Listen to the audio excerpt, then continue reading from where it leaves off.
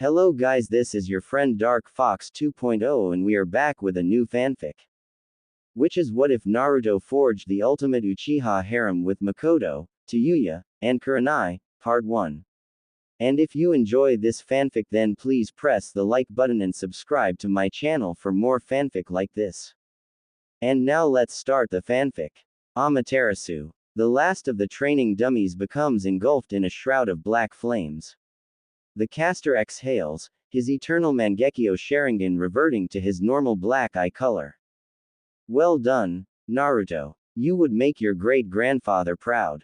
The 10-year-old Uchiha Naruto nods in response to his father, Fugaku. Thank you father. He says. When is Oni-sama coming home? Fugaku responds. Itachi is still handling his Anbu duties. He is out on a mission and won't be back for the week. Naruto is saddened by this. He didn't say anything to me again. Does Oni-sama hate me, Otu-sama?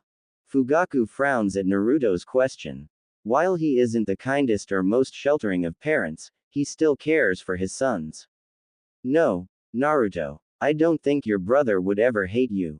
Right now, he's just conflicted. Naruto is confused at the last part of his father's answer. Conflicted. About what? Otu-sama. Fugaku sighs. There are things happening within our family right now, Naruto. Things your brother does not agree with. While I can't tell you what is happening, I want you to make a promise to me, Naruto. Naruto is even more confused about his father's words. But regardless, he agrees. Hi, Otu-sama. Fugaku smiles. Naruto, more than anything, I love you, your brother, and your mother. Promise me, Naruto. Promise me that no matter what happens to me, you protect them. No matter what they do, protect them. Promise me. Naruto doesn't know what his father could possibly mean. He wonders why his father would make such a strange request. But again, he accepts his father's wishes. Hi, Otu-sama. I swear I'll protect Oni-sama and Okawa-sama. I always will, with everything in my body. Fugaku smiles and nods. He stands up from his Seiza position.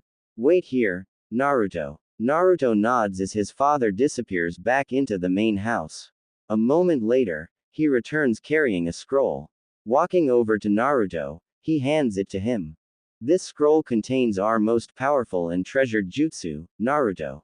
It also contains the secret behind the Sharingan as well as the kata for our most elite taijutsu, the Raven Stance. I never gave this scroll to your brother because I felt he wasn't right to lead the clan. However, Naruto, I know that I can trust you with this.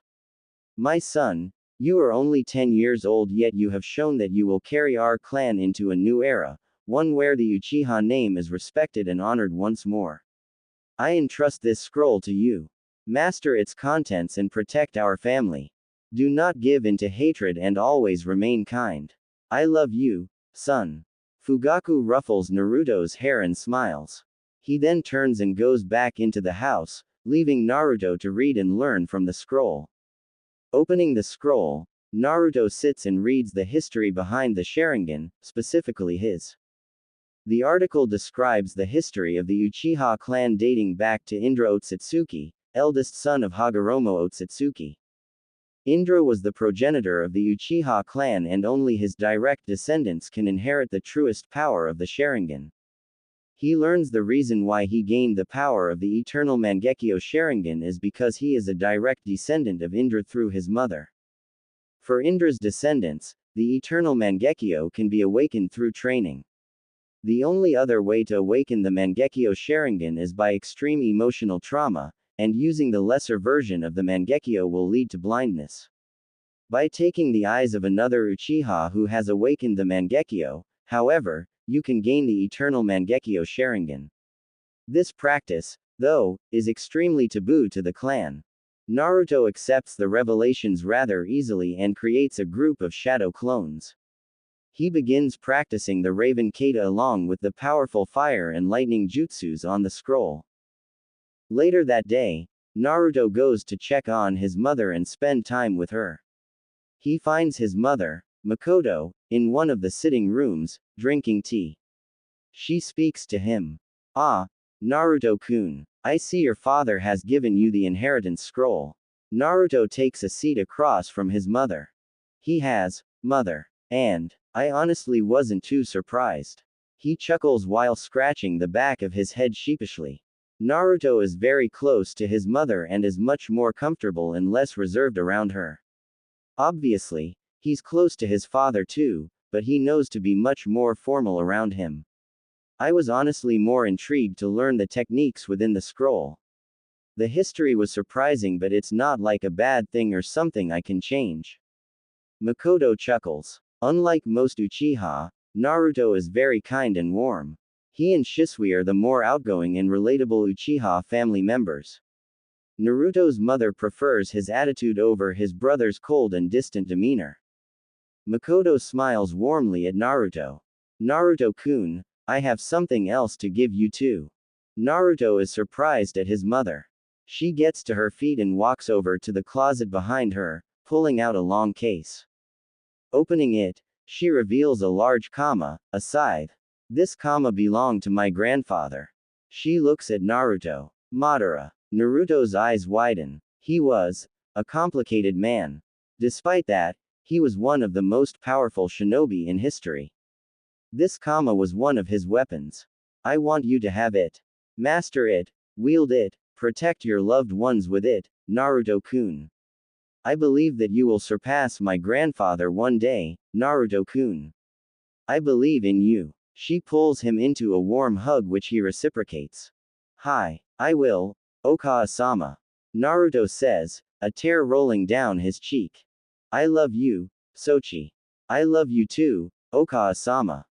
4 years later, Naruto, age 14. The years roll by and Naruto has entered into the academy.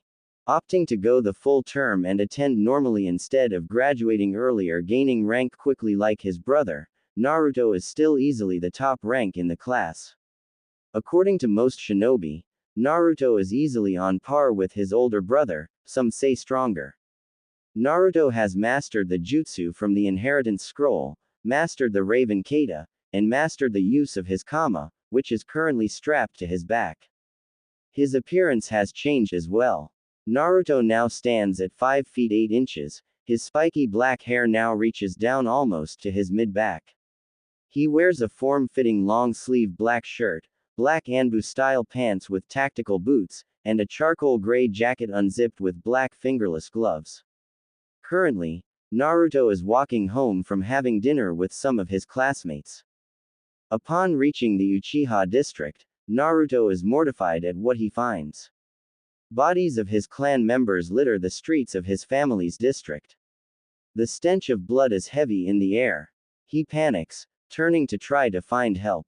Suddenly, he hears an explosion. Rushing to the source, Naruto finds his mother in a defensive stance, eternal Mangekyo ablaze. Facing her is his brother, Itachi. His eternal Mangekyo is activated as well. Okawa-sama, Oni-sama, what are you doing? Naruto shouts, rushing to the fight. The two engage again, both attacking with ninjutsu, sparks flying with the echo of the blades ringing in the air. Mikoto lands a strike that knocks Itachi off balance and she takes the opportunity to launch a one-seal fireball. Itachi evades but the blast still damages him. You're still unable to beat me, Itachi-kun. Don't forget that I'm the only kunoichi in the world that could match Kushina-chan. Mikoto says, glaring at Itachi who is obviously winded. Just then, Naruto appears in between them, kama in hand. Okawa-sama, what happened? Why are you and Oni-sama fighting? He demands. Itachi uses the distraction to shunshin away, to Mikoto's ire. Shit. She curses. Naruto is tearing up, wondering what happened and why his mother is so distressed. Okawa-sama, please tell me what happened. He pleads with her.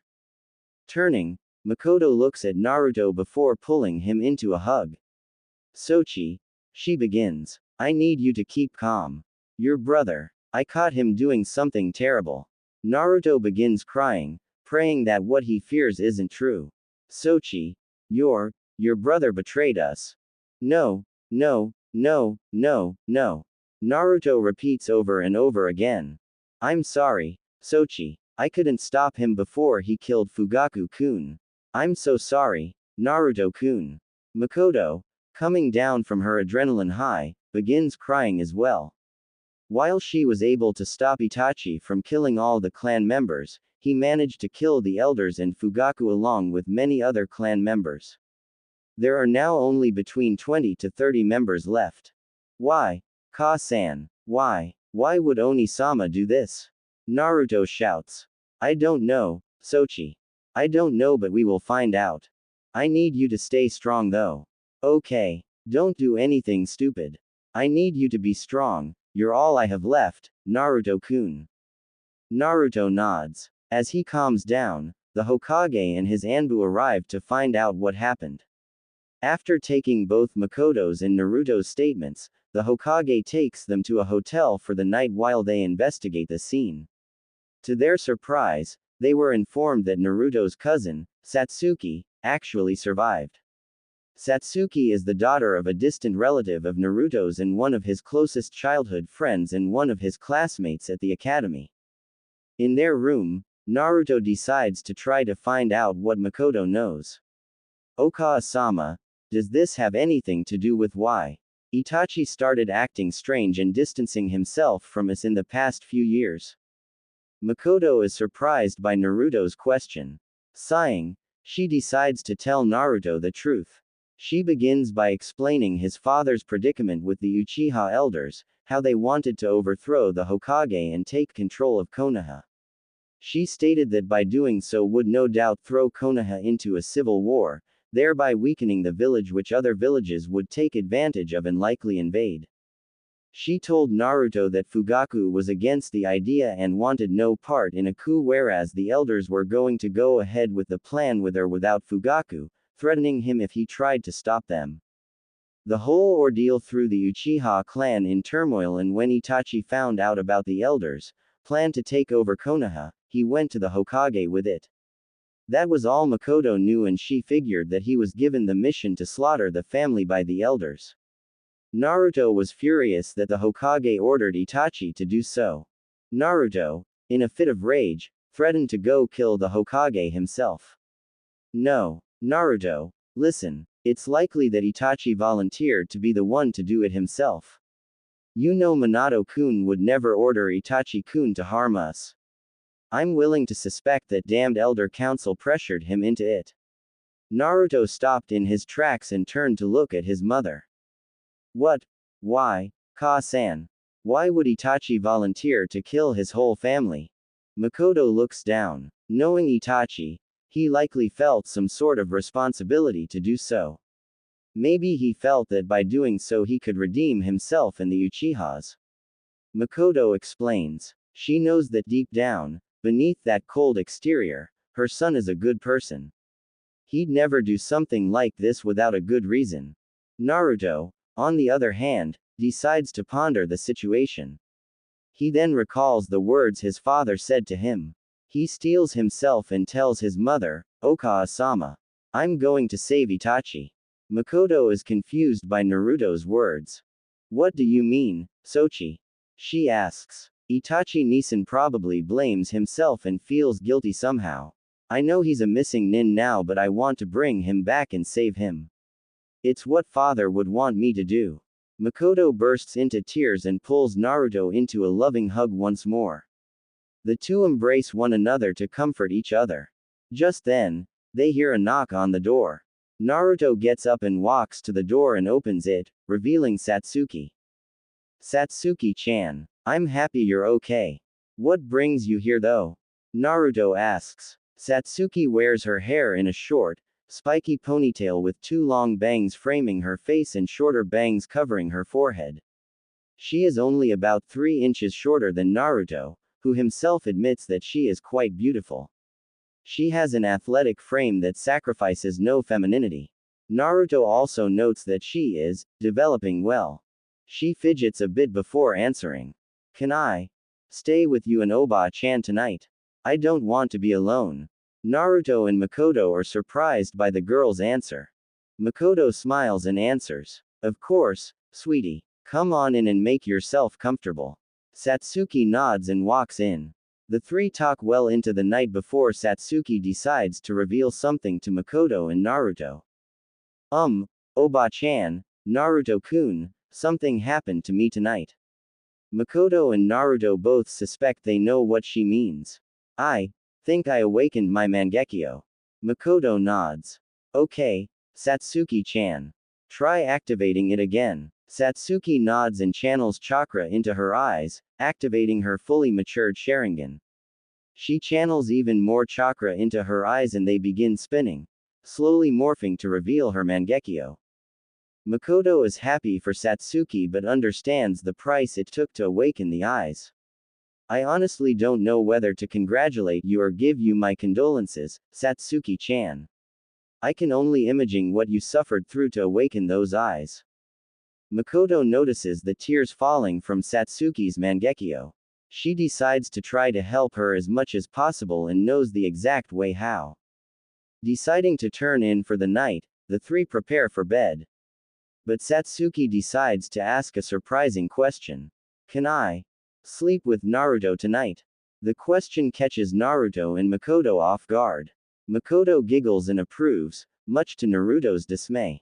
As Naruto and Satsuki climb into bed and settle in, Naruto fidgets, unable to get comfortable. Damn it. I can't go to sleep like this. Satsuki is way too cute to be sleeping with me like this. Naruto thinks in his head. Naruto. Satsuki says, surprising Naruto. He turns over before speaking to look at her. Yeah, Satsuki, what's wrong?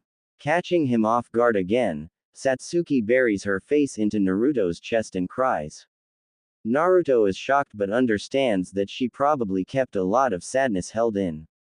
She lost both of her parents and her older brother tonight. Naruto wraps his arms around her and rubs her back, comforting her. It's okay, Satsuki. Let it out. I'm here for you. Satsuki continues crying until she falls asleep. Naruto holds her the entire time. The two fall asleep in each other's embrace, much to Mikoto's amusement in the morning. A few days later, Mikoto was approached by her cousin, Obito and his wife Rin. The two were out on a mission and heard the news when they returned. Obito took the news really hard, especially the news of his little brother Shisui's death. He wished he was there to help stop Itachi, not knowing what could have brought this on. Mikoto comforted him and told him not to blame himself. Obito and Rin let Mikoto know that they'll always help if she ever needs it, and Mikoto promised to find the truth of what happened and tell them. After sharing hugs, Mikoto left the couple to make plans for the funeral. A week after the mass funeral, Naruto decides to go back to the academy. He and Satsuki are walking together. Mikoto decided to take Satsuki in herself, although Satsuki didn't want to because she felt she might be imposing. Naruto and Mikoto managed to convince her. Mikoto became clan head and she informed Satsuki that eventually, Naruto will become clan head and need to restore the family. Satsuki didn't want to impose on Mikoto and Naruto, one of her arguments being that she was just a branch family member and she would just be a nuisance to her and Naruto. Mikoto decided to tease her a bit. Well, all you need to do is marry Naruto-kun and you'll become an official member of the main family. This caused Satsuki to become beet red and develop a nosebleed before fainting. Mikoto can be very devious at times. As the two walk to the academy, Naruto and Satsuki notice the villagers staring at them. Why do they keep staring at us, Naruto-kun? Satsuki asks. I don't know, Satsuki-chan. It's weirding me out though. Naruto answers. Feeling slightly unnerved, Satsuki walks closer to Naruto. Naruto smiles and takes her hand, causing her to blush. He then focuses chakra into his ears, listening to the murmuring of the villagers. Naruto-sama. It's Naruto-sama. Look, it's Satsuki-sama too. Be good to them, they're the hope of Konoha. Sama. Hope of Konoha. What the hell is going on? Naruto asks himself. Satsuki notices Naruto's expressions and becomes worried. She squeezes his hand. What's wrong, Naruto-kun? She asks. Naruto sighs. The villagers, they're acting weird. Calling us, Sama, and, the hope of Konoha. It's really creepy. Satsuki frowns at this too. She knows this isn't how the Uchiha clan is usually treated. This also isn't how she wants to be treated. Suddenly, an Anbu with a bear mask appears in a shunshin. Naruto-sama, Satsuki-sama. The council requires your presence. Naruto and Satsuki narrows their eyes at this. They nod. As they enter into the council room, they notice that the clan heads seem irritated while the civilian council members seem excited. He also notices the Hokage there, glaring intently at the civilian council. One of the civilian councilmen stands and greets Naruto and Satsuki. Naruto-sama, Satsuki-sama, welcome. Before we begin, we, the civilian council, would like to offer our deepest condolences for the tragedies that have befallen you this past week. Naruto notices his mother taking the seat of the Uchiha clan head. He notices she narrows her eyes at these words. Naruto decides to play nice for now, but notices that Satsuki grips his hand a bit tighter. She's nervous. Naruto gives her hand a gentle squeeze to try to reassure her. Turning to the council, he bows before saying, "Thank you, councilman. Your words are appreciated." The councilman smiles before sitting down. The Hokage takes the center now. Clearing his throat, he speaks. This meeting is now in session. Now, what did the civilian council deem so important as to call us here for? The Hokage is clearly irritated at the civilian council. This time, a fat councilman decides to speak. Hokage-sama, we believe that due to the events of the past week, we should help the Uchiha heir as much as possible to restore his clan. Clearly, he must desire vengeance for what the traitor has done to his clan. We would like to offer. He's cut off by a potent wave of killing intent flooding the room. Naruto is infuriated at the audacity of the council. Before, his clan was met with distrust. But now they want to kiss up to them. That isn't how Naruto wants to lead his clan. You people disgust me. For generations, our clan has supported this village even though you people hated us. We were blamed for the actions of my great-grandfather even though we remained loyal to Konoha. And now that this has happened, you people want to kiss our asses and try to make up. Naruto's killing intent at this point has caused most civilian council members to pass out. It's also caused most of the shinobi council to freeze up, unable to move. Naruto-kun, calm down. Naruto hears Satsuki shout, hugging him from behind. He reels in his killing intent and sighs. He places a hand on her arms, letting her know everything is okay. He then turns his attention to the council. I don't want your help nor do I need it. My clan will carry on as it always has. As for Itachi, that is for me to worry about and me alone. I will be the one to find him and when I do, I will decide his fate. You people will stay out of my way or I promise you. I will kill you. Naruto and Satsuki then leave, letting Naruto's words sink in as the council members begin to stir. Minato sighs. I knew it was a bad idea to try to pander to Naruto-kun. One of the councilmen spoke up. We had no ill intentions though, Hokage-sama. We simply figured we could try to mend the rift between the civilians and the Uchiha clan. I guess we went about it the wrong way. Minato nods. Since that matter is out of the way, is there anything else we need to cover? Sume, head of the Inuzuka clan, speaks up. How is your daughter's training progressing, Minato? I haven't had the chance to speak to Kushina since we've both been busy. Minato chuckles. She's every bit the hothead Kushina-chan is, Sume. She's so brash and blunt, she even tells me off at times. She's just as scary as her mother. The council laughs. Both the Shinobi Council and Civilian Council love and respect Kushina but are well aware of her temper. They also know not to get on her daughter's bad side since she's every bit as short-tempered as Kushina. Regardless, she's doing very well. While not at the level Naruto-kun is, she's likely mid to high chunin. Sume chuckles. She and Kushina, the wife of Minato, are very close friends. She, Kushina and Mikoto were teammates at one point and the three share a lifelong friendship. That's good, Minato-kun. I hope your daughter and Naruto remain close friends. Mikoto adds. Minato laughs. I'm not sure I want that, Mikoto. Your son seems like quite the heartache. Excuse me for interrupting the friendly banter, Hokage-sama. A man with a bandaged eye holding a cane adds. Minato narrows his eyes at the man. What do you want, Danzo? Minato doesn't like Danzo and would likely have the man executed for his crimes against humanity if he could find the evidence. But Danzo is a very careful and calculating man. He makes sure that no treacheries he commits could ever be traced back to himself. And his operatives, the Nei, are known to ignite upon death, making sure their bodies could never be examined and minds never be explored. I'd like to know what level you estimate Uchiha Naruto to be at. From what we've witnessed, he can't possibly be a normal academy-level student. The council begin murmuring amongst themselves, all talking about how strong they believe Naruto to be. Suddenly, a man with spiky silver hair and sharp eyes speaks up. I also would like to know, Minato. The boy is obviously at least worthy of Junin rank. It's a wonder why he's still in the academy. Minato sighs. I do agree, Tsukumo-san. He definitely has both the power and knowledge worthy of Junin rank. The man, Hitaki Tsukumo, head of the Hitaki clan, nods. Minato continues. In all honesty, I've known Naruto-kun all his life. Obviously, that is due to Mikoto and Kushina's friendship and the fact that he and my daughter are the same age. He's always been a prodigy and he awakened his Sharingan at 5 years old.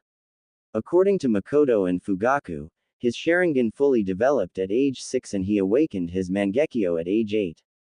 The council begins to murmur amongst themselves about Naruto's accomplishments. Danzo asks, so what level do you estimate his abilities at, Hokage-sama? Minato looks at Mikoto and she nods. He clears his throat before answering. I honestly wouldn't be surprised if he could fight me evenly. Honestly, I would expect it. The council gasps in shock before talking amongst themselves once more. This time, Inoichi, head of the Yamanaka clan, speaks up. If that's the case, Hokage-sama, why isn't he a Junin? Why is he still in the academy if his abilities are as you say they are? The Shinobi Council all nod in agreement. Minato answers, because he didn't want to gain rank the same way his brother did. I honestly can't speak for Naruto as to why he isn't Junin rank now since he's clearly one of the strongest shinobi in the village. He's extremely intelligent and aware. He even has learned Fuinjutsu from myself and Kushina. This also came as a shock to the council. And what level is he in Fuinjutsu, Hokage-sama? Shikaku, head of the Nara clan, asks. Minato shrugs. I don't know. We taught him up to level 3 and he stopped coming over for lessons. Whenever we saw him afterwards and asked him if he wanted to take any more lessons he would always say, I'm figuring it out on my own, Minato Oji. Thanks though. I simply laughed and shrugged it off and figured he lost interest. Shikaku nods. Mikoto speaks up this time. He still practices regularly, Minato-kun. I've seen him studying and practicing his ceiling but he's never told me or Fugaku what level he's at. Minato nods. Well, if he's still practicing, I think it's safe to say we can only estimate him to be at Kushina's level and my own. Sheesh. He's such a scary kid. I'm just happy he's on our side. The council nod in agreement. As Naruto and Satsuki make their way to the academy from the council room, Satsuki wants to make sure Naruto is okay. She pulls him by the hand to make him face her and cups his cheeks between both her hands. Naruto-kun, are you sure you're okay?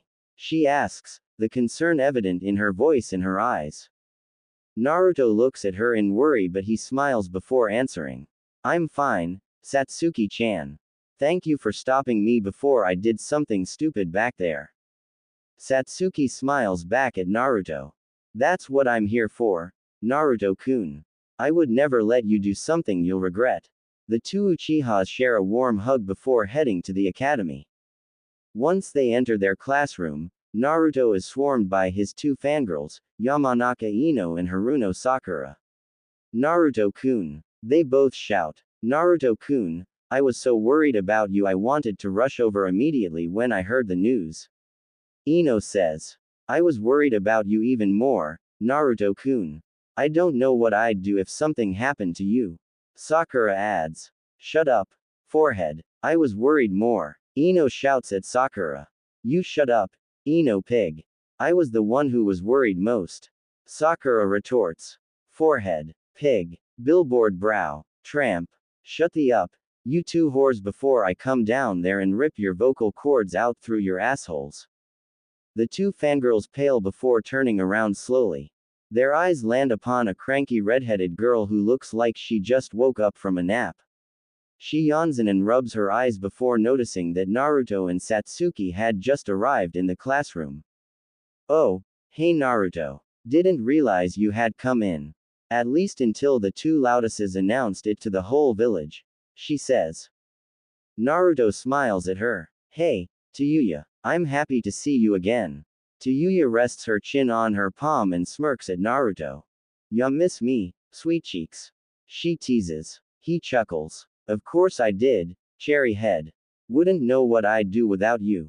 Naruto and Satsuki walk up to where Tayuya is sitting.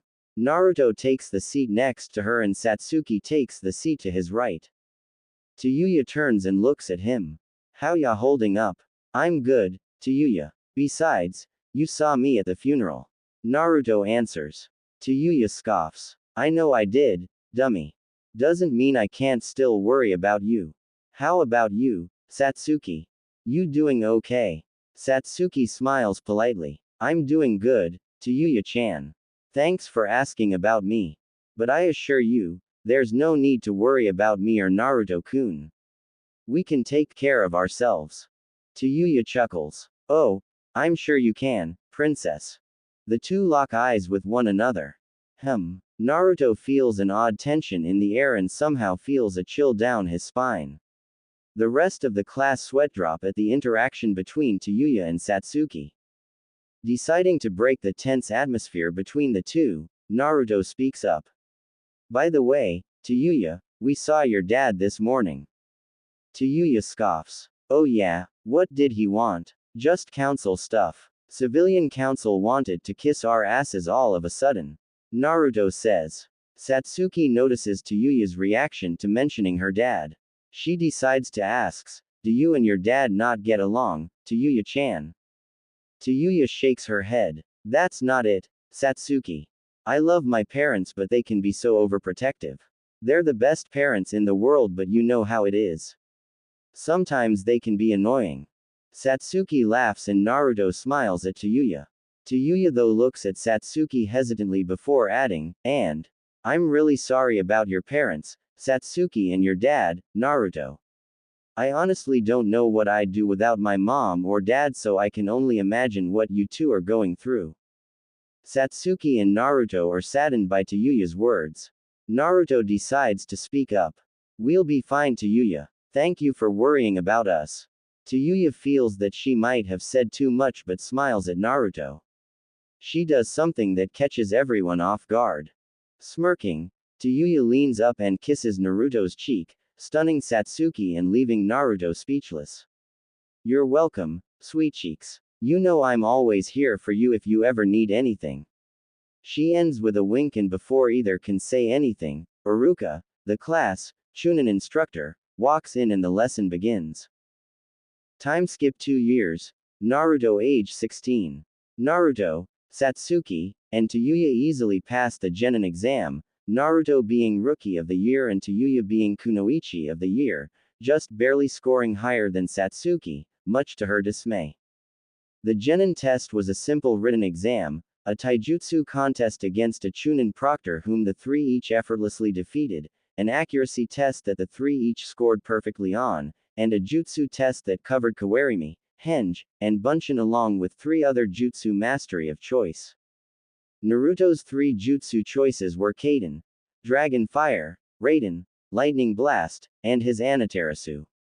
Satsuki chose Kaden, Great Fireball, Kaden, Phoenix Fire Flower, and her Kamui, Tayuya chose Fuden. Cutting Whirlwind, Fuden, Gale Wind Palm, and her bloodline adamantine sealing chains, the latter which resulted in her scoring higher than Satsuki. About a year after Satsuki awakened her Mangekyo, Mikoto approached Satsuki. She offered to give Satsuki an eternal Mangekyo Sharingan from the eyes of one of the fallen Uchiha from the night of the massacre. After she, Naruto, and Mikoto debated the offer, Satsuki agreed and went to Rin with the idea. She agreed to perform the surgery.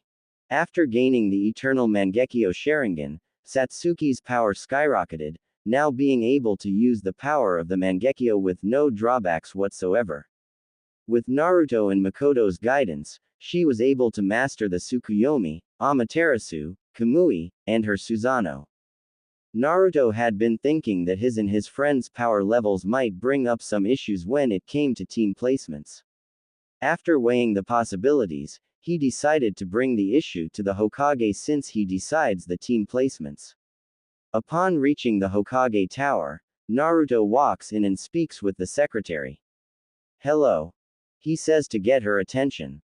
The woman looks up. "Oh, Uchiha-sama, how may I help you today?" Naruto groans. The civilians still haven't seemed to grasp how much he hates being addressed so formally. "I'd like to meet with the Hokage about something important," Naruto says. The secretary nods. "He's actually free at the moment. You may go right in." Naruto nods and walks up to the Hokage office. Upon entering, he finds 3 clones of Minato handling paperwork while Minato himself is sitting behind his desk, feet up reading an orange book and giggling to himself. Naruto smirks at his surrogate uncle's antics. "Yo, Minato Oji," he says. Minato looks up and smiles. "Ah, Naruto-kun, it's good to see you. What can I do for you today?" he asks. Naruto begins. "Well, I was wondering if you could do a favor for me." "It's important." Minato widens his eyes slightly at Naruto's sudden request. "If it's reasonable, of course. Tell me what you need." "I want to be on a team with Satsuki and Tayuya." Minato was actually suspecting this. He sighs before answering. "I honestly figured you would want that, Naruto-kun. Honestly, I was thinking about making that team placement anyways. The only problem is team balance. Everyone knows that you're at least on the same level as I am, Naruto-kun. Not to mention how much Satsuki has improved since being more extensively trained by you. According to Mikoto-chan, she's at least mid-Junin level. And Tayuya is easily Junin level without using the Kyuubi's chakra. I think a team with you 3 might honestly be too overpowered." Naruto actually chuckles at this and already prepared a counter-argument. "I thought about that too, Oji. But think about this. Wouldn't it better for the 3 of us, who are so far ahead of the rest of the class, to be on the same team together? While I understand the importance of balance, having someone so far beneath our level on our team would only slow us down. And on the other hand, placing us on teams where the other members are so far beneath our level would only result in us carrying them and either having them gain little to no experience whatsoever or losing the motivation to improve themselves." Minato is surprised at Naruto's deduction and had no choice but to agree. Minato sighs. "You're absolutely right, Naruto-kun. I wish I had thought about it that far ahead. I guess I didn't consider just how far ahead you 3 actually are and how that would affect other students." Naruto smiles, proud of his 2 close friends. "Very well, Naruto-kun. I'll make sure you 3 are placed together." Naruto smiles. "Thanks, Minato Oji. I knew I could count on you." He turns to leave but Minato speaks up.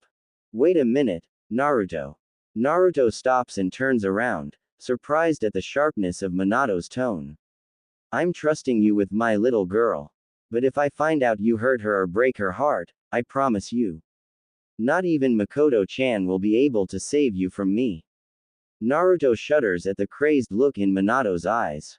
He sweat drops and recalls how Tayuya mentioned how overprotective he and Kushina can be.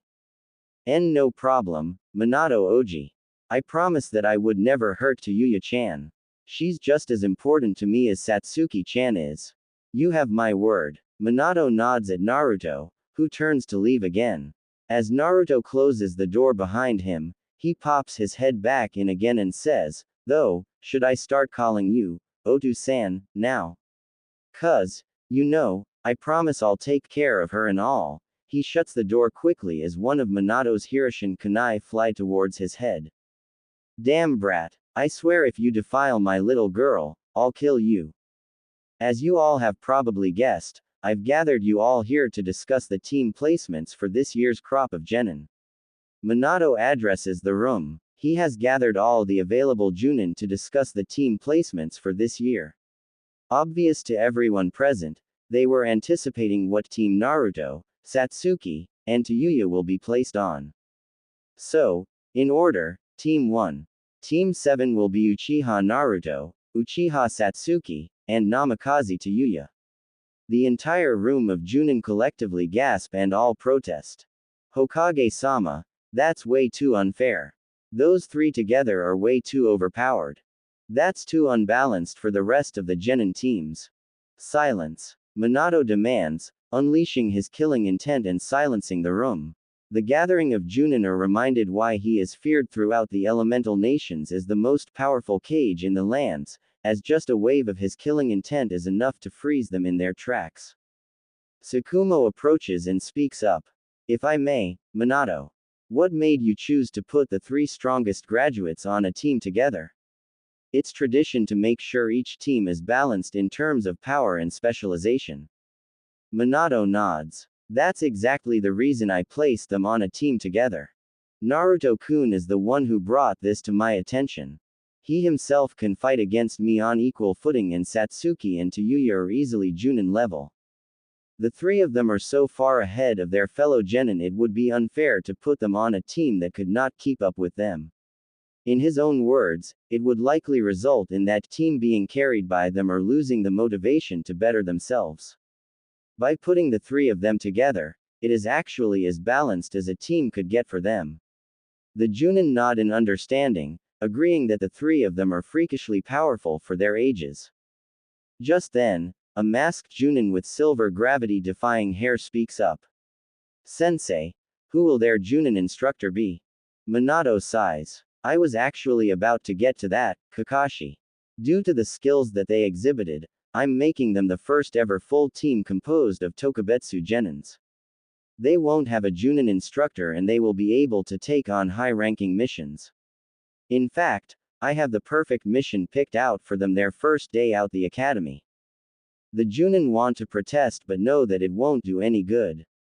The Hokage is dead set on his decision, and trying to change his mind is like trying to yank a tooth from the Kyuubi. They all decide to accept Minato's judgment. That is, until one man steps forward. "Minato, if I may. Why don't you let me lead them for a few missions first, just to be safe? I respect your judgment, of course, but you can never be too safe." The room turns to see a tall, slender man with long black hair and slitted eyes. Minato sighs. "I would, Orochimaru, but I think this is the best way to gauge Naruto's true abilities. Originally, I planned to ask you or Jiraiya-sensei to lead them, but I don't think it's needed. I expect Naruto to one day take the hat, so I think he needs all the experience he can get." Orochimaru nods in understanding. "Just one more question, Minato. You mentioned that you already have a mission picked out. What is the mission, if we may know?" he asks.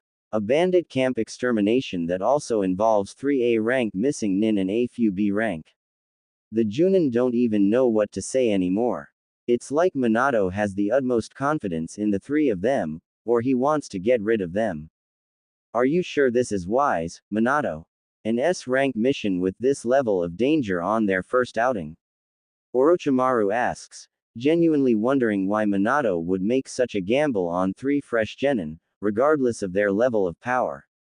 Minato nods. "I am, Orochimaru. Don't forget, one of these genin is my daughter. But it just goes to show how confident I am in their abilities. I wouldn't make this decision half-heartedly." The Junin nod in agreement. Minato continues on with his team placements. Team 8 will be Inuzuka Kiba, Aburame Shino, and Hyuga Hinata. Junin Sensei, Yuhi Kurenai. The beautiful black-haired woman is happy that she got an ideal team for herself. Team 9 is still in circulation. Team 10 will be Yamanaka Ino, Akamichi Choji, and Nara Shikamaru. Junin Sensei, Sarutobi Asuma. The chain-smoking son of the legendary third Hokage nods. Any questions? Everyone raises their hands. Minato sighs. Any questions not regarding Team 7? Everyone puts their hands down. Dismissed. This year's graduating genin have all gathered for their team placements. Naruto can be found sitting in between Tayuya and Satsuki chatting. Tayuya and Satsuki have both changed and grown more beautiful to Naruto. Tayuya's long red hair now reaches her lower back while also partially covering her face and hiding her left eye. She has an athletic build and D-cup. At 16 years old, Tayuya is considered one of the most beautiful kunoichi in Konoha.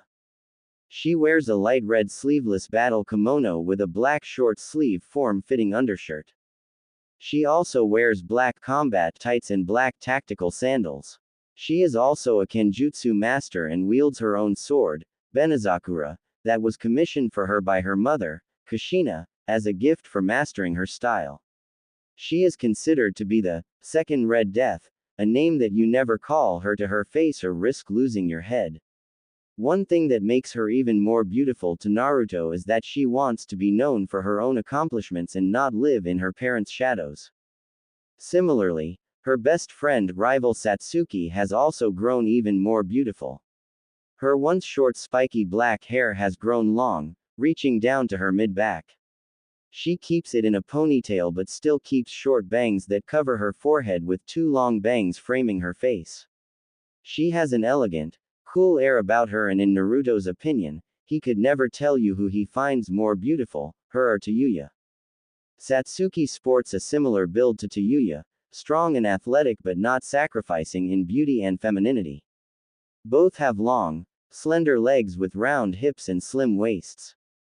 Naruto also always admires their perfectly shaped round butts and often finds himself fantasizing about them. Naruto knows he's in love with both of them. The only person more important to him than they are is his mother, who he admits is also one of the most beautiful women he knows. Satsuki sports a black sleeveless battle kimono with black mesh armor underneath. She also has black combat tights and black tactical sandals. On her back, she wears her ninjutsu, karasu. Another kenjutsu master, Satsuki and Tayuya also engage in heated kenjutsu spars, although she has never beaten Tayuya. A formidable swordswoman, though Tayuya and Kushina are the only kenjutsu practitioners in Konoha that can defeat her. Naruto and Satsuki have grown extremely close, inseparable even, over the years. Her beautiful long black hair has become Naruto's inspiration for his nickname for her, Kurohana. Naruto also changed a bit. In 2 years, Naruto looks more mature and masculine, his features sharper and more defined and his muscles more developed. He's become the heartthrob of his class and the object of desire for many kunoichi and civilian women in the village. He wears what he usually wore except for the change of a black trench coat instead of his gray jacket. As he was talking with Tayuya and Satsuki, a boy approaches them. "Yo, Naruto," he says. Naruto looks up and greets him. "What's up, Kiba?" he asks. Inuzuka Kiba is the son of Inuzuka Sume, whom Naruto is close to due to Mikoto's friendship with her. Kiba is a boy of average height, about 5 feet 6 inches, spiky untamed hair though not as wild as his mother's, and signature fang marks beneath his eyes which is synonymous with the Inuzuka clan. "Just wondering who you think your sensei will be," he says. Probably one of the Hokage's students. Either Kakashi or Obito likely since Rin-ne mostly works in the hospital with Tsunade Bachan and Shizune Nichan when she isn't on missions with Obito. Kiba cracks a perverted grin. "Tsunade-sama, huh, man, she's hot even if she's knocking on 50.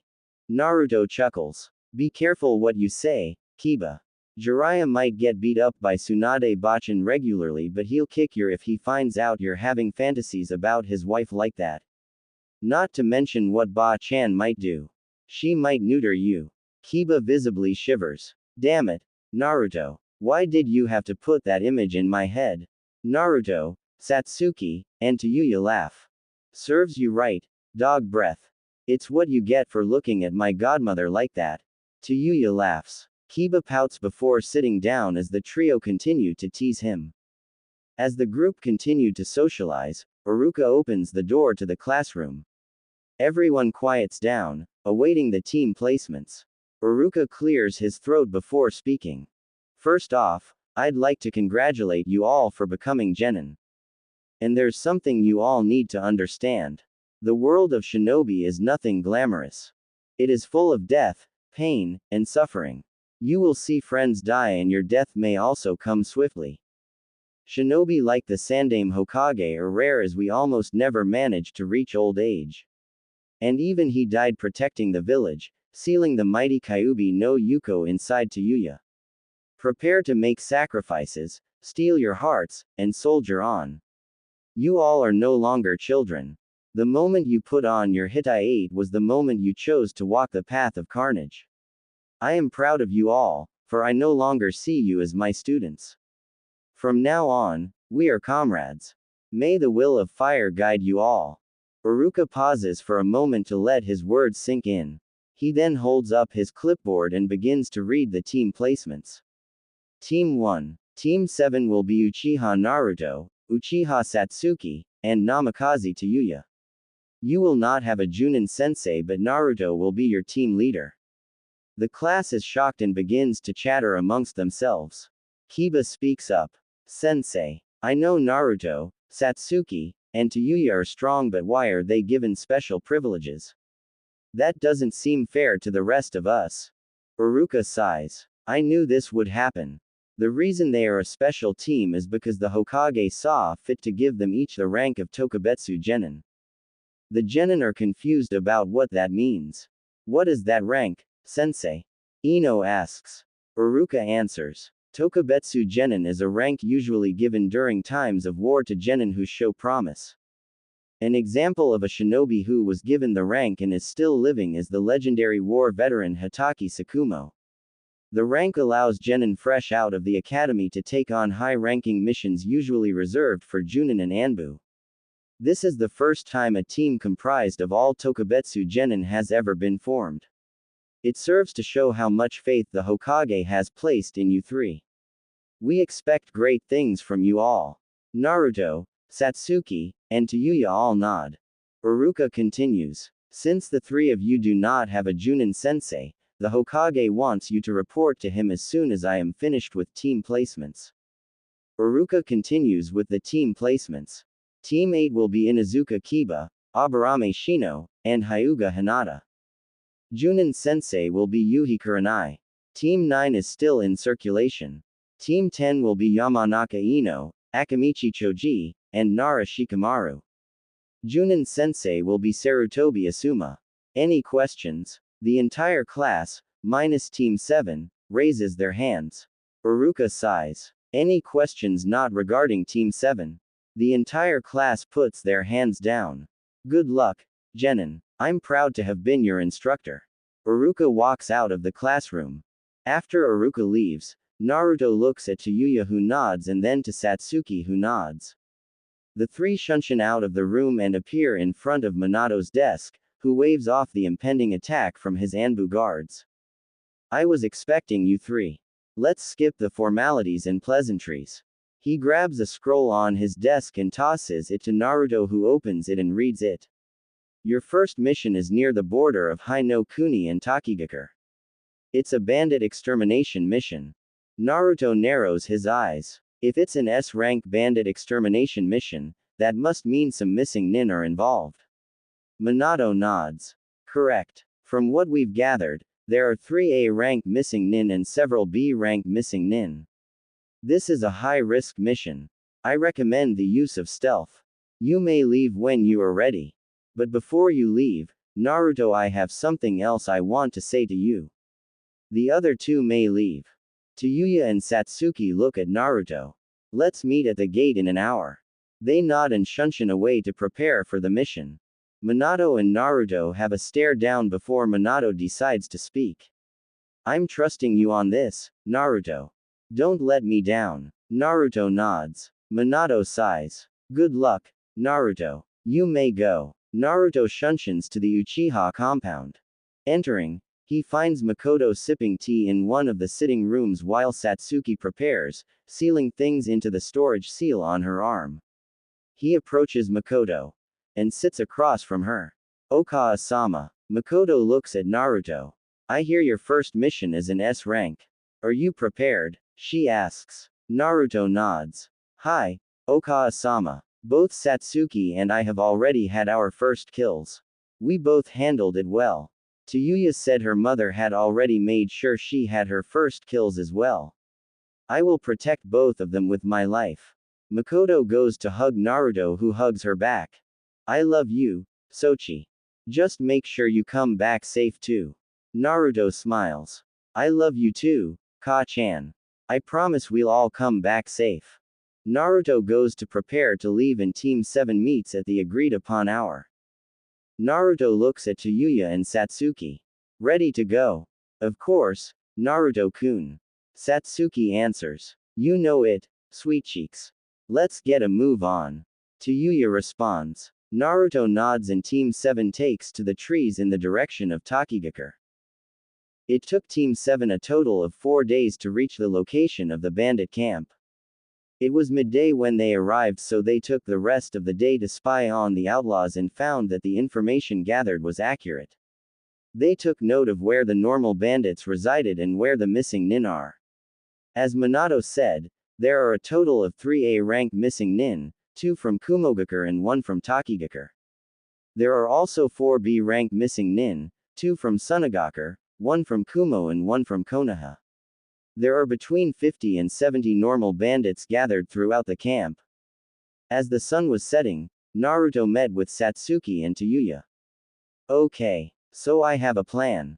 Tayuya, I want you to focus on taking out the bandits. We're going in quiet, do not alert the enemy of our presence. Satsuki, you and I are going to use our Kamui to assassinate the missing nin. In and out, we kill the missing nin first and assist Tayuya if she hasn't finished up the bandits.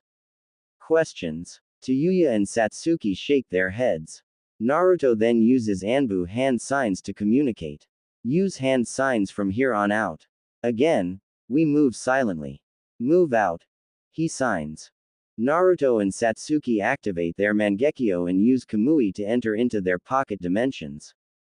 Tayuya takes out the lookouts before moving on to the sleeping bandits. She moves into the camp after she disposes of the bodies of the lookouts and begins systematically entering into tents, her Benizakura claiming the heads of the bandits silently.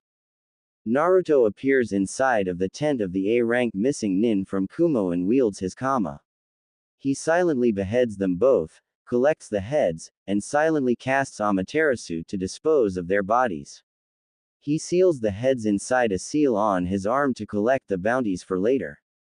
He enters back into his Kamui and follows the same process with the Taki A-rank missing nin. Satsuki appears inside the tent where the Suna missing nin are and unsheathes Karasu. She beheads them both and collects their heads and then burns their bodies with her Amaterasu.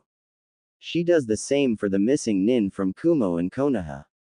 By the end of the first hour of their operation, Team 7 completely annihilated the inhabitants of the bandit camp. After finishing off the rest of the bandits, Tayuya met up with Naruto and Satsuki. Want to spread out and see what we can find? Naruto asks. The two girls nod and the trio head out to plunder the camp.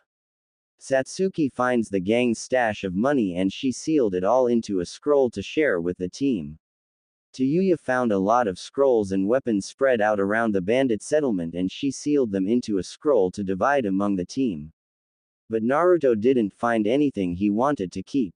After burning all the remaining bodies, Team 7 heads back to Konoha to report the success of their first mission. So, you're telling me that you eliminated everyone within the settlement without them even knowing? Minato is speechless. Naruto and his team surpassed his expectations infinitely. He expected them to encounter at least some resistance, but he underestimated the power and skill of his surrogate niece and nephew and his own daughter. Sighing, Minato decides to end the debriefing. Well, good work, Team 7. You'll be paid for an S-rank mission as well as a bonus for flawless completion. You'll also get paid for the bounties on the missing nin as well. How would you all like to divide these bounties though? Naruto speaks up. Divide it evenly among the three of us. Minato smiles. The bounties of the 3A rank missing nin heavily outweighs the bounties of the B ranks. Even still, he's willing to selflessly divide the money evenly between the three of them. Sounds good, Team 7. Now, since you just completed a high rank mission, you all have the week off. Naruto looks at Tayuya and Satsuki. He knew what they each wanted. Hokage-sama, we'd like to request another mission. Minato looks at Naruto wide-eyed. But, are you three sure? They all nod. Minato sighs. These kids are never short of surprises. Okay, well let's see what we have. Free captured samurai, hunt down missing enin, assassinate a tycoon, plant false documents, escort a diplomat. All S rank. Which do you want? Naruto walks up and takes the scrolls for hunt down missing enin and plant false documents. See you in a bit, Oji. Naruto says before leaving with Satsuki and Tayuya. Minato smiles. He notices the large stacks of paperwork and shrugs. Summoning 3 shadow clones, they get to work as he kicks back and continues reading his precious orange book. Since the 2 missions involved a lot of traveling, it took a little over 3 weeks for Team 7 to complete the 2 missions they accepted. Minato was, again, blown away by Team 7's flawless performance in the missions, as they were completed with perfect execution. Minato was beginning to understand that he should expect no less from the 2 Uchihas and his daughter. After deciding that they should cool down for a while, Naruto decided to spend more time with his mother. The 2 went shopping and dined out a few times. Even though she was one of the 3 most powerful kunoichi in the village, Mikoto was still a woman and Naruto knew that. Thankfully, he had a lot of money to spare, so he decided to pamper her a bit. Naruto and Mikoto have always been close, so he was adamant about spoiling her, much to her dismay. She told Naruto that he shouldn't spend his money on her, but Naruto insisted. She eventually gave in and let Naruto take her out. After spending quality time with his mother, Naruto then decided to do some more training and spent more quality time with Satsuki and Tayuya. After their training session, Naruto decided to ask them a serious question. Satsuki, Tayuya, both turned their attention to him. I know I must sound liken for this, but would you two mind if I took you each out on a date? Naruto's request caught them both off guard. They looked at each other and broke out in laughter. Naruto was surprised at their reactions and feared the worst. What's so funny? Tayuya answers for the 2 of them. You dummy. Did you honestly think we would actually reject you? Satsuki recovers from her laughter. Yeah, Naru-kun. We knew you wouldn't want to choose between the 2 of us and we wouldn't want you to. Of course we'd love to each have a date with you. Naruto smiled and ran up to them and hugged them both. But then he remembered something important. This is great and all, but who has first date? Naruto asks. Satsuki speaks up. I'll let Tayuya-chan have the first date. Naruto nods and kisses both girls on the cheek. The dates with the girls went off without a hitch. Naruto and Tayuya shared an elegant meal at the Golden Leaf, the most high-dollar restaurant in all of Konoha and the most prominent chain restaurant in the Elemental Nations. The date with Satsuki, however, was a private date in a quiet clearing that overlooked a beautiful lake. The meal was delicious yet humble, a home-cooked meal with the love and tenderness that Naruto possessed. Naruto treasured each moment of both dates and promised both girls all the love and affection he could give. After a week and a half of rest, Team 7 decided to go to the Hokage to take another mission. As they entered, they noted that the Hokage seemed to be expecting them. He also had a serious expression on his face. What's going on, Tu-san? Tayuya asked. Minato answers, I need you all to head to the land of waves. Team 8 was sent on an escort mission that was originally AC rank, but they ran into 2 Chunin rank missing nin. That alone increased the difficulty to B rank, but in the message Junin Kurenai sent, she suspects that she'll run into more missing nin along with an unknown number of bandits. The land of waves is currently under the control of a shipping tycoon by the name of Gato. He has plunged the citizens there into poverty as well as being guilty of illegal criminal activities such as murder, rape, and human trafficking. Team 7, your mission is to provide support for Team 8 as well as eliminating this Gato and his supporters. This is an A- rank mission and you may likely encounter missing nin. Good luck. Team 7 nods and head back to their respective homes in preparation. They wasted no time and met up at the gates as soon as they were done packing. As soon as they all gathered, they left for the land of waves. For a woman, you put up a good fight. Too bad the only thing you're good at is genjutsu. A tall, shirtless man with bandages covering his face wielding an enormous sword shaped like a cleaver says as he looks down at an injured Kurenai. She's clutching her left arm, wincing in pain as she is bleeding from a cut inflicted upon her by the man. His name is Momochi Zabuza, A-rank missing nin from Kurigakure no Sato. He is a former member of the Seven Swordsmen of the Mist and is currently employed by Gato to assassinate the man Team 8 was assigned to escort. The other members of Team 8 are occupied by Zabuza's clone. Hinata was guarding the bridge builder, Tazuna, Kiba was injured and unconscious, and Shino was desperately trying to hold off the clone, although the clone wasn't taking the boy seriously. Shit. Is this it? Am I really going to die?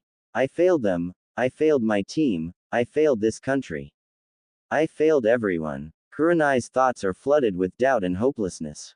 She closes her eyes and prepares herself for her end. Zabuza swings his sword, looking to completely bisect the genjutsu mistress in half. Clang. Kurenai hears the sound of metal connecting with metal.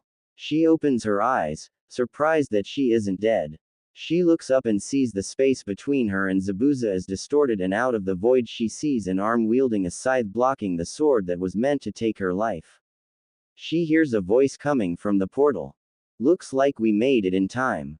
You okay, Kurenai-sensei? The voice says as its owner seems to walk out of the void. He is tall, standing almost 6 feet, the void behind him disappears to reveal long flowing spiky hair. He wears a long black trench coat and black anbu pants and black tactical boots. His hands are covered in black fingerless gloves. Kurenai cannot see his face, but the man in front of her is striking in stature and she finds herself blushing. Kami. I've never seen a more dashing man, she thinks to herself. And who the hell are you?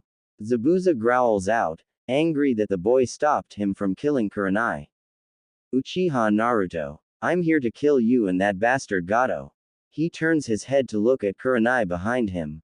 Are you okay, Kurenai-sensei? Kurenai blushes. My god, his face is even more handsome than I thought. This is Naruto. I never knew he was so. Sensei. Kurenai-sensei. Hello. Kurenai. Huh, what? Did you call me? She's snapped out of her musings by Naruto shouting her name. Zabuza and Naruto sweatdrop. You were daydreaming for a good 20 seconds. I asked if you were okay, sensei. Kurenai blushes again even harder. Oh no, I made a fool out of myself in front of this kami of a man. I'm fine, Naruto-kun. Can I leave this to you? I need to get this wound treated. Naruto-kun. Yeah, don't worry, sensei. Just get yourself to safety. He says, giving her a reassuring smile. Oh god, I need to get out of here before I need to change my panties. Kurenai shunsins away with a blush still adorning her face. Naruto turns his attention back to Zabuza. Not bad, Gaki. You actually managed to stop my attack. I guess I have to kill you before I can get to my actual prey. Naruto narrows his eyes at the man. He quickly delivers a kick to Zabuza's sternum, pushing the man back and causing him to lose his balance. Naruto quickly jumps on the offensive, delivering a series of fast, hard to read attacks causing Zabuza to barely be able to block. Shit. What's with this kid's speed?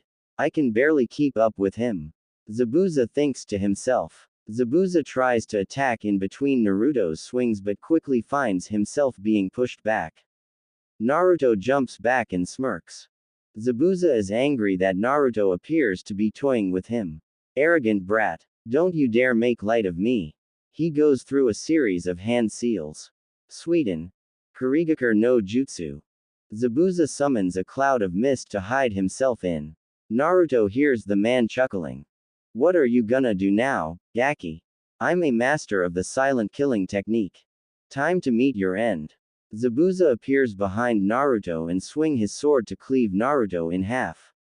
But instead, his blade bounces off what appears to be a translucent armor. Naruto turns around, his Mangekyo ablaze. Naruto had summoned his Susanoo and swings his sword at Zabuza, who blocks the strike but the impact caused him to go flying backwards, dispelling his mist. Zabuza hits a tree, knocking the wind out of him. Naruto dispels his Susanoo and lifts his Kama over his shoulder as he walks towards Zabuza. Getting to his feet, Zabuza prepares to continue the battle but suddenly, 3 Senbon fly towards him. Satsuki appears and blocks them before they could hit Zabuza. The attacker appears and Naruto and Satsuki notice the mask the person is wearing. They are dressed like a hunter nin. From their appearance, they seem to be the same age as Naruto and Satsuki. Why did you stop my attack? Are you helping this man? The hunter asks. Satsuki smirks. Cut the crap. You were watching the fight the whole time. You only interfered because Naruto-kun was about to kill your master. She holds up Karasu. Too bad though. Because I'm not allowing you to interfere. Satsuki lunges at the fake hunter nin. She delivers several quick strikes that the hunter manages to block with Senbon. The dueling pair disappear into the forest, leaving Naruto and Zabuza to finish their battle. Zabuza gets to his feet. Shit. I gotta finish this up quickly and go help Haku. Naruto smirks. Funny. A demon who cares for someone. Naruto and Zabuza stare each other down. A leaf blows in the wind, making its way between the two. Their eyes never leave the others. The leaf floats slowly to the ground. It lands and the two launch at each other. Naruto activates his Sharingan again and quickly gains the upper hand. Each attack he throws is precise and Zabuza quickly notices that small lacerations begin appearing on his arms, legs, and torso.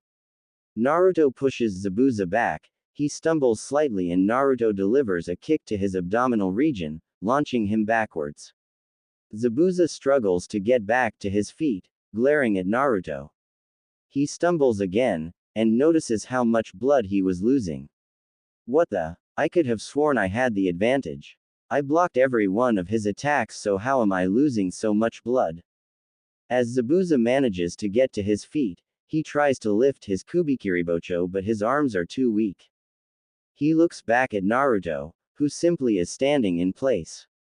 Gritting his teeth, Zabuza begins going through hand signs. Naruto doesn't move. When he finishes, Zabuza calls out, Sweden, Water Dragon Jutsu. A dragon made out of water forms behind Naruto. As it rises, he doesn't move, his Mangekyo never leaving Zabuza. The attack hits Naruto directly. Zabuza sighs and relaxes. Suddenly, he feels a deep gash on his back. Turning, he sees Naruto. Zabuza falls to the ground face first. Naruto slowly walks over to him. Zabuza coughs, blood plastering the bandages over his mouth. He wheezes out, how? I never looked into your Sharingan, so how were you able to cast your genjutsu on me? Naruto chuckles. True. You never did meet eyes with me once my Sharingan was activated.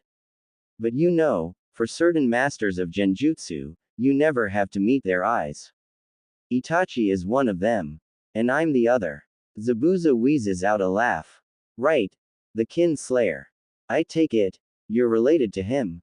Naruto's expression turns serious. I'm his brother. Zabuza smirks. Struggling, he lifts his body up and manages to get to his knees. He glares at Naruto, who is standing directly opposite of him. Satsuki appears beside Naruto and she tosses the hunter to the ground beside her. Zabuza notices the blood. He narrows his eyes at Satsuki. "You bitch," he wheezes out. "It seems I failed at everything. I never got to free my homeland from Yagura.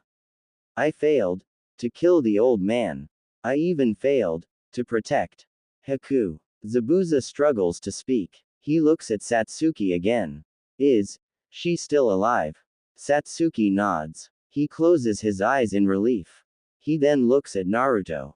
"Gaki, kill me, but please, protect Haku. She's all I have left. And give her my Kubikiribocho, she's the only one. I want to wield it." Naruto nods. "I promise, Zabuza. As long as I live, no harm will come to her. I honestly wish we met on different terms. You aren't the demon I expected you to be." Zabuza chuckles. "You ain't so bad yourself, kid. Now, end it." Naruto nods again. Kama in hand, he approaches Zabuza. He twirls it around and says, "May you rest in peace." A final slash ends the demon of the mist. And Naruto catches the head in midair before it hits the ground. A clean slice, the blood never touching Naruto. The headless, lifeless body of Momochi Zabuza falls. Naruto activates his Mangekyo, Amaterasu. He says, burning Zabuza's body. He and Satsuki say a silent prayer before taking Haku's unconscious body and heading back to meet up with T. Tazuna's house. Naruto brought Haku to one of the spare rooms. He laid her down on the bed to rest and asked if Hinata could continue healing her and asked Kurenai if she could guard her to make sure she doesn't try to escape before he returned. Tazuna, the bridge builder, lives with his daughter, Tsunami. Tsunami is a beautiful civilian woman. She is a widowed housewife that raises her son, Inari, alone. Her husband, the boy's stepfather, Kaiza, died fighting against Gato. Gato made sure to send a message to the citizens of Wave Country by brutally torturing and killing Kaiza in front of Tsunami and Inari. In Tsunami's words, by the time he finally died, Tsunami didn't recognize him. His grisly death traumatized Inari. Naruto could see that the boy has lost the hope in his eyes. Naruto let Kurenai know that he was going to take the Satsuki and Tayuya with him and investigate the town. When he entered into the village, he noticed the poverty and depression of the citizens. More and more hopelessness everywhere he turns. Children, filthy and malnourished. Some digging through trash to find something to eat. People living in cardboard boxes, and whatever buildings there are can hardly be called habitable. Naru-kun, these people. Satsuki says. "I know, Satsuki-chan. We have to help them." He responds. Suddenly, a scream pierces through the air. The trio run to the source, finding a group of 3 men in a dark alley pinning down a helpless woman and tearing her clothes off. Their intentions were clear and Naruto was ready to make them pay. "Come on, girly. I promise you'll like it," one of the attackers says. "No, somebody please help me," the woman screams before her mouth was gagged. "There. That ought to shut her up so that we can." Before the man can finish, his head was sent flying. The woman's eyes widen and she begins to gag at the sight. Naruto finishes off another one before grabbing the remaining thug by the neck. The man struggles and chokes, but Naruto doesn't let go. He activates his Mangekyo and after a few seconds, the man goes limp and Naruto drops him to the ground. He looks at the woman who cowers in fear. Naruto's expression softens before he speaks. "It's okay, ma'am. I'm not going to hurt you. Do you want us to take you home?" She shakes her head. No. It's okay. Thank you, kind savior." She gathers her clothes and holds them together. Getting to her feet, she scurries out of the dark alley. Satsuki and Tayuya approach Naruto. Looking down at the thug at his feet, they see the blank look on his face. Tayuya asks, "What did you do to him?" "I brought him into the Tsukuyomi and tortured him. He gave up where Gato is. Afterwards I broke his mind." Scum like him deserve worse. Tayuya and Satsuki notice the cold expression on Naruto's face. They walk over and hug him. Calm down, love, Satsuki says. Yeah, babe, you're scaring us, Tayuya adds. Naruto smiles softly. Wrapping his arms around Satsuki and Tayuya, he says, thank you, my loves. I don't know what I'd do without you two. I love you both so much. The trio savor the tender moment. After Naruto gathers himself, he leads the girls to Gato's base. Wielding his Kama and activating his Sharingan, Naruto prepares to cull the souls of these wicked men. First-person view. He just wouldn't stop. Why? He kept stabbing her in front of me, long after she went limp. I couldn't stop him, I just hid in the corner. The next thing I see is him turning, looking straight at me. I couldn't recognize my mother anymore, there's so much blood.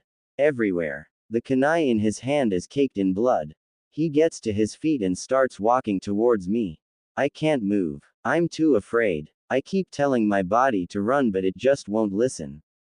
He's going to kill me, isn't he? He's going to butcher me like my mother, isn't he? Why, father? Why? Suddenly, the door slams open. I see the silhouette of a towering man with a massive blade. He looks around the room and narrows his eyes at my father. He lunges at him, cleaving my father in two at his torso. He sees me cowering. He reaches down, grabs me, and takes me with him. As we leave the village, I close my eyes and rest against his chest. That's right. This is when Zabuza-sama saved me from my father. The day Zabuza-sama became my purpose in life. Clang, clang. I open my eyes and see Zabuza-sama fighting. His eyes, he must be an Uchiha. Suddenly I see Zabuza-sama flying back and strike a tree. Oh no. Zabuza-sama is hurt, he's losing. I need to step in. I throw 3 Senbon aimed at several nerves in Zabuza-sama's neck. The standard plan if Zabuza-sama is in trouble. Damn it. This girl ruined our plan. What? He knew I was watching this whole time. Exclamation mark. Shit. This girl is strong. Zabuza-sama, hang on. I'll be there soon, I promise.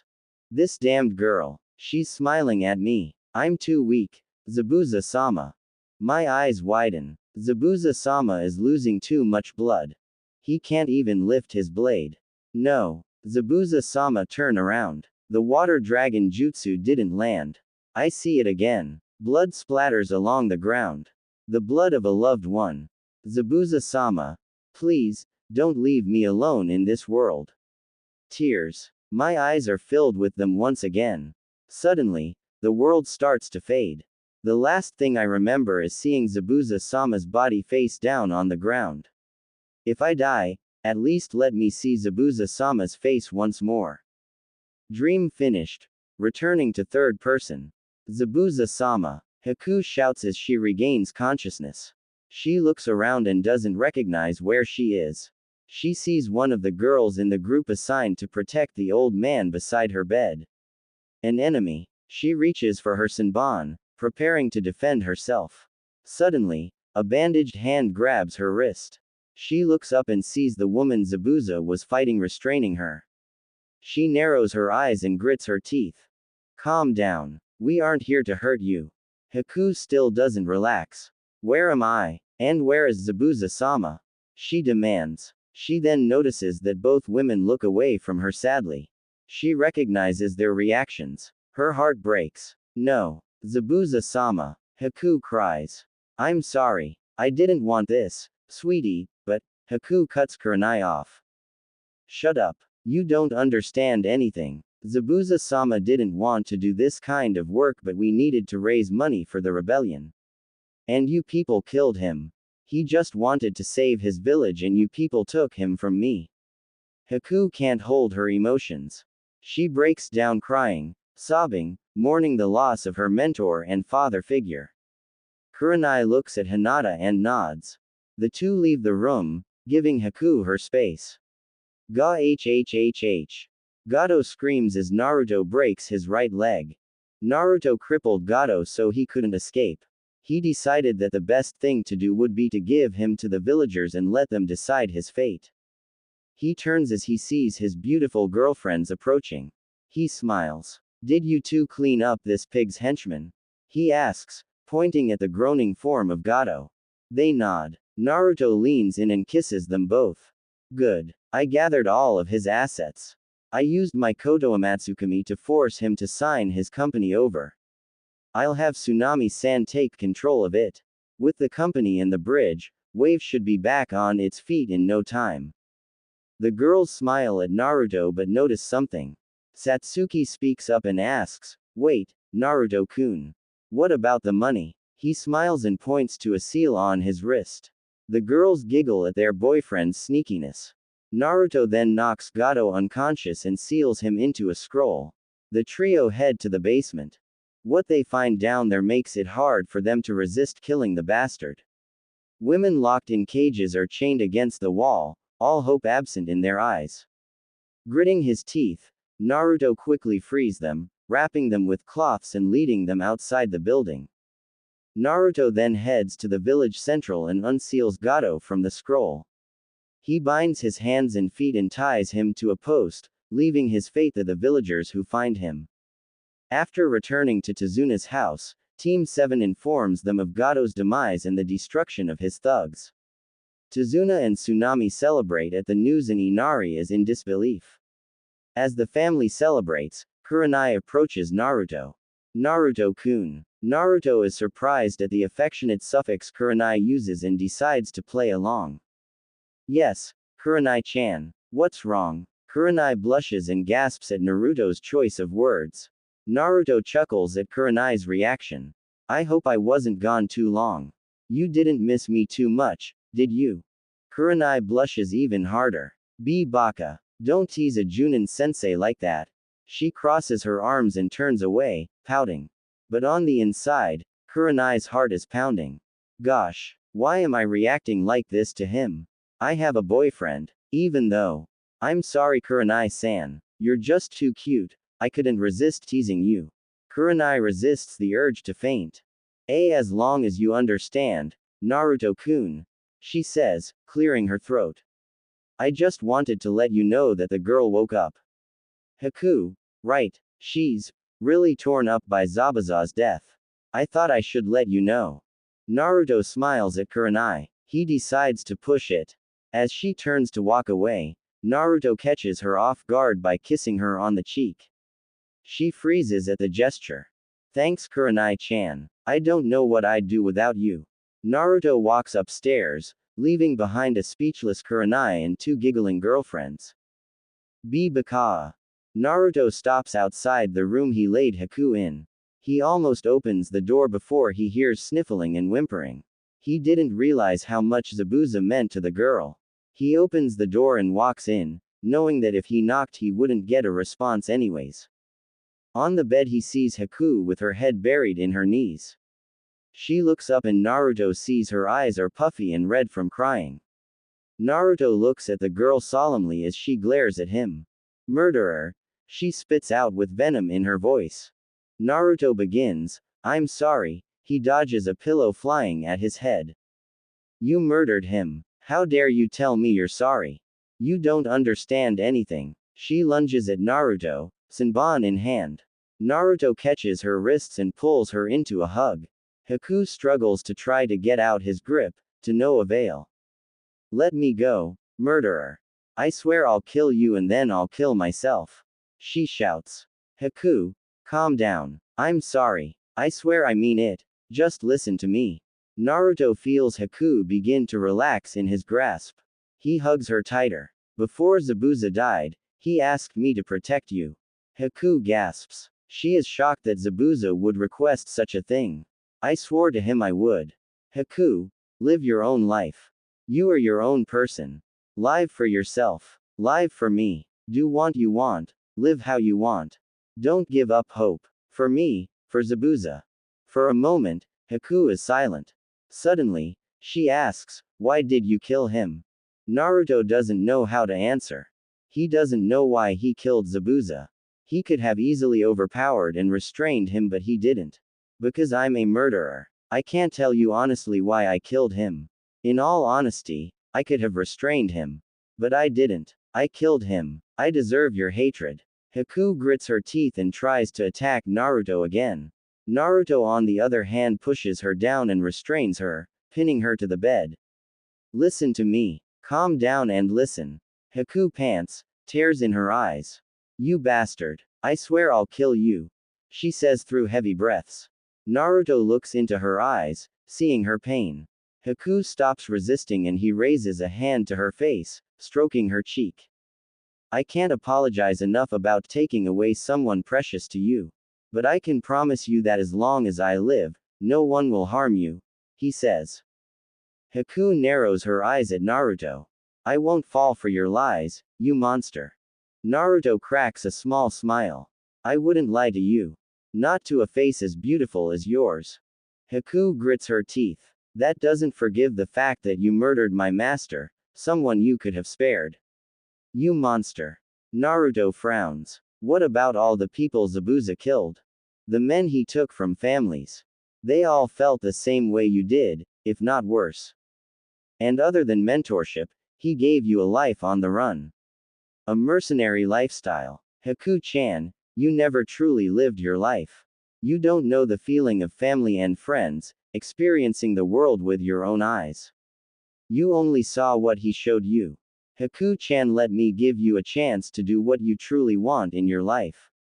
I won't take that away from you or let anyone else take it from you. Come live with me and I promise you a life of happiness and comfort. Haku's tears couldn't be contained. She starts openly crying. You bastard. What do you know? Naruto gets down closer to her face. I know a lonely woman when I see one. I know emptiness and pain. I know that what you truly want is to feel the warmth and love of another, the comfort of a family. I will give that to you, Haku-chan. Just trust me. Haku sniffles and whimpers. Bastard. I won't trust you. Naruto feels a tightening in his chest. The sight of her beautiful face with tears flowing from her eyes and her soft gentle lips make Naruto do something he never thought he'd do. He leans down and captures Haku's lips with his own. Unbeknownst to Haku, a certain black-haired Junin observed the whole scene outside their door. She began pleasuring herself while watching Naruto give Haku what most women desire, an animalistic that drowns them in pleasure. Naruto, though, knew she was there the whole time. He purposefully put their copulation on display for her to see. He wants Kurenai to know that this is what she's in for. And Kurenai hopes to get a taste of this man amongst men for herself. Over the next 2 weeks, Naruto and company helped Wave get back on its feet. Naruto, Satsuki, and Tayuya made many clones to help build houses, orphanages, and shelters. Kiba and Shino went out hunting and gathering to give food for the people of Wave. Haku and Hinata helped treat the sick and wounded. The atmosphere around Wave lifted with the death of Gato and his goons, and people began calling Naruto the hero of Wave. Naruto also began helping Haku open up. She became less reserved around Team 7 and Team 8, befriending everyone and getting closer to Naruto. She forgave him for killing Zabuza and became quite attached to Naruto. Kurenai also struggled with her feelings. At 22 years old, she couldn't believe how easily this 16-year-old boy could get her flustered. It wasn't much more than simple flirting and teasing, but Kurenai hated being led on by Naruto.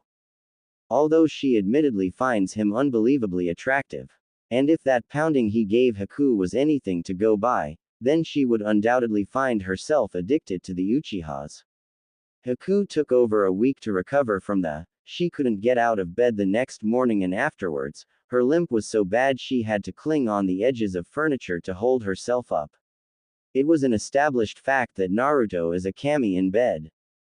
Kurenai would often find Naruto helping the elderly people of Wave with yard work or groceries. She'd spot him playing with the children, mostly orphans of the Wave who lost their families to Gato. The scenes would make Kurenai smile at the gentle demeanor that he can show while also being a fierce fighter and cunning strategist.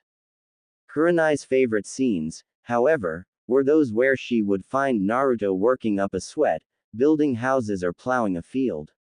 She would develop a large blush, biting her lip and rubbing her thighs together at the shirtless Kami, skin glistening with sweat, muscles rippling with every movement. Kami, he's so much more muscular than Asuma, so masculine, so. Kurenai would often have to fight back the urge to jump the mighty Uchiha and take him in the middle of the day. As reconstruction ends, Team 7 and Team 8 have gathered at the bridge Tazuna has built, preparing to leave for Konoha. Every citizen of Wave gathered to bid their heroes and liberators farewell. We can't thank you enough for what you each have done for us. All of you are more than welcome to come back anytime. Tsunami says. Thank you, Tsunami-san. I'll be sure to give the Hokage these alliance papers. Naruto says with a smile. Tsunami blushes. Be sure to come back and visit, Naruto-kun, she says with a teasing grin. Naruto chuckles. I will, I promise. As Team 7 and Team 8 leave, Tazuna speaks up. I guess we need to think of a name for this mighty bridge, wouldn't you say? Tsunami smiles. The Bridge of Heroes. Without our heroes, we would still be under Gato's rule. Tazuna chuckles. I do agree with that. The Bridge of Heroes it is. All of Wave celebrated as Tsunami, the new Wave Daimyo, declared this day Heroes' Day in dedication to the shinobi who freed Wave country from the tyrannical rule of Gato. Well done, Team 7 and Team 8. I'll be sure to pay you all well for the completion of this mission as well as assisting in rebuilding Wave. I'm proud of you all. Minato says after receiving the report from Kurenai and Naruto. Hi, Hokage-sama. Naruto and Kurenai say in unison. Minato smiles. And by the way, I wanted to ask if you each believe that your teams are ready to be promoted to Chunin. Naruto smiles. Of course I do, Oji. I actually believe I'm ready to take that hat from you right now. Wanna see if that's true? Naruto teases. Minato fights down the urge to shiver. Naruto-kun, show some respect to Hokage-sama.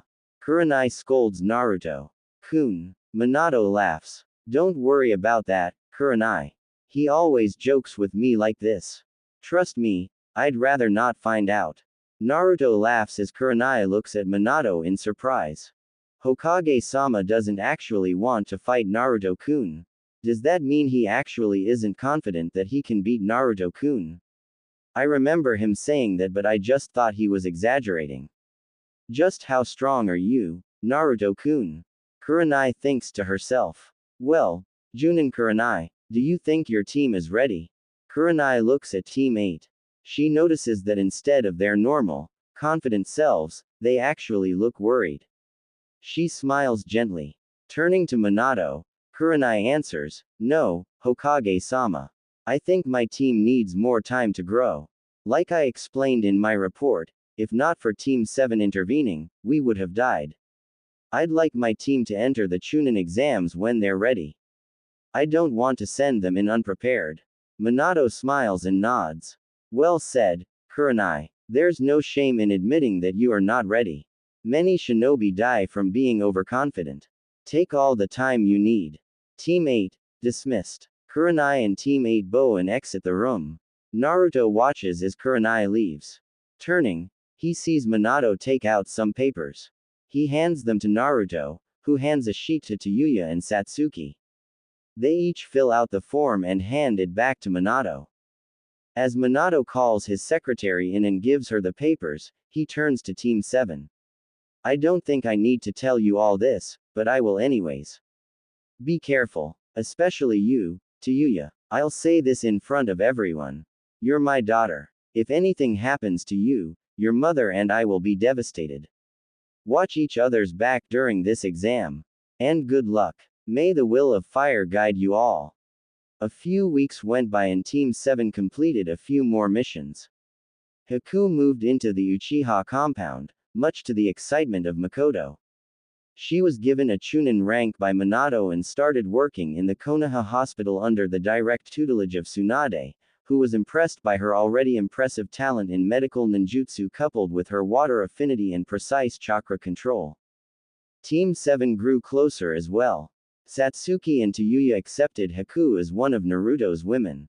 Naruto took Satsuki and Tayuya on several more dates and enjoyed all the time he could spend with them. He loved them both dearly. Their training has been coming along, too. Tayuya mastered the Rasengan and began adding elemental chakra to it, much to the surprise of Minato, who never was able to complete it. Minato also wanted to teach Tayuya the Hiraishin, but she refused. Satsuki began practicing her lightning release and experimented with the principle of the Rasengan Tayuya was learning. The result was remarkable. Satsuki, instead of creating a Rasengan, learned to coat her arm in elemental chakra. Minato witnessed this and stated it was similar to his student, Kakashi's, Chidori, except that he has to charge with it and that it was named Chidori for the sound it makes, which sounds like birds chirping. Satsuki's version is completely silent and she's able to use other elements besides lightning. She named it Urinage.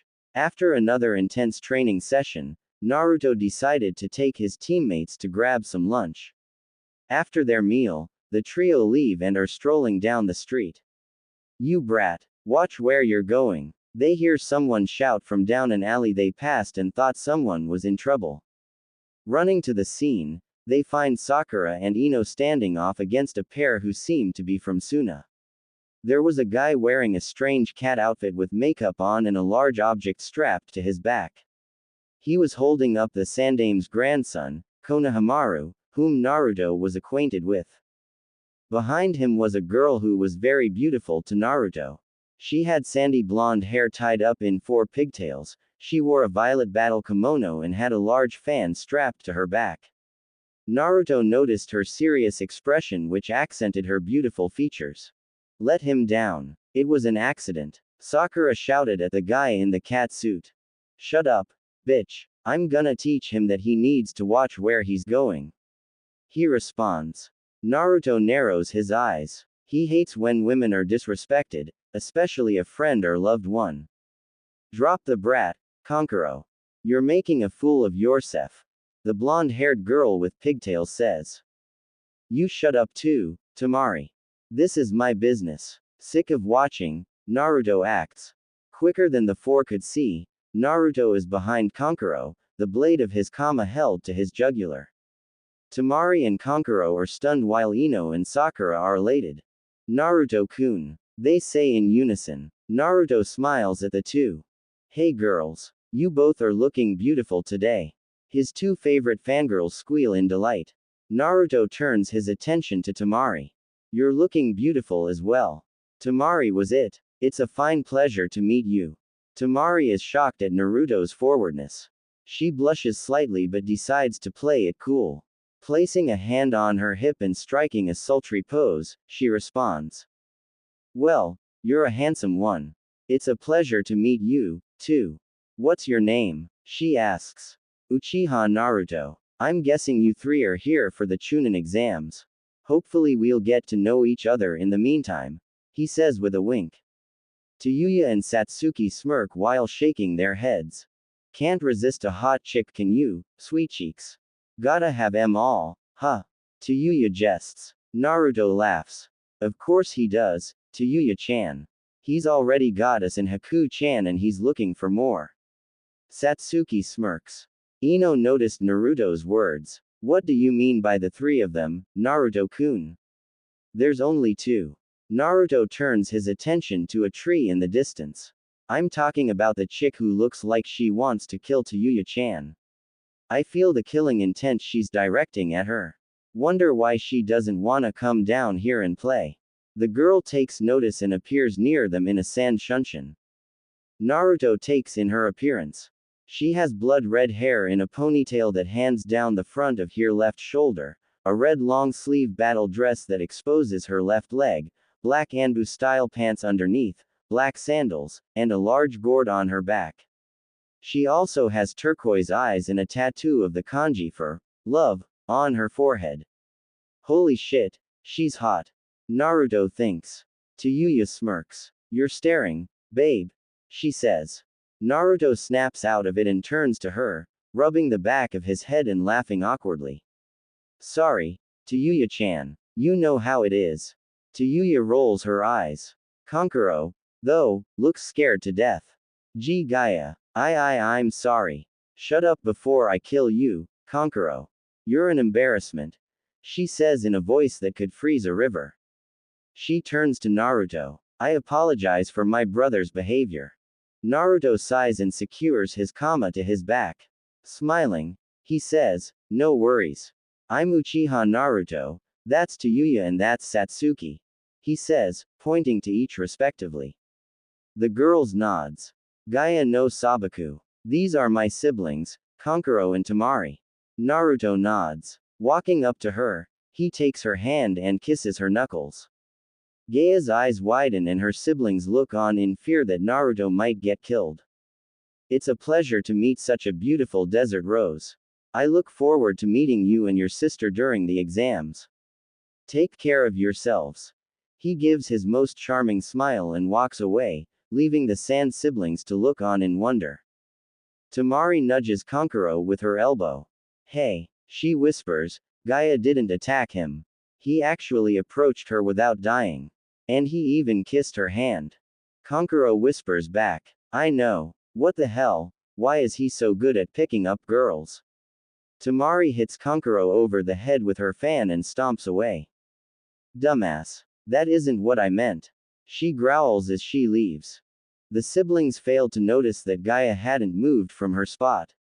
She simply stared on as Naruto and his two girlfriends walked away. She is confused. Nobody has ever given her the feeling she has now. It's a strange and alien feeling. Uchiha Naruto, I must learn more about you. Panting fills the room. It's hot and humid, the pungent smell of sweat and musk is heavy in the air. Grunting and moaning echoes in the room along with the sound of flesh smacking.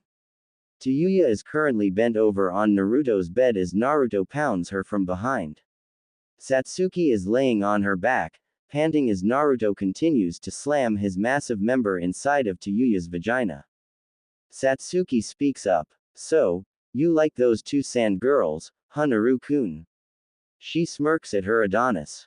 Naruto's rippling muscles are covered in sweat, his black hair is a bit more frizzled and wild looking. He smirks. Yeah, the Jinchuriki is hot. I want her bad. Plus her sister shit, Tamari right. She's pretty hot too. He smacks Tayuya's, making her moan hard and tighten up. He then takes his thumb and presses it into her asshole.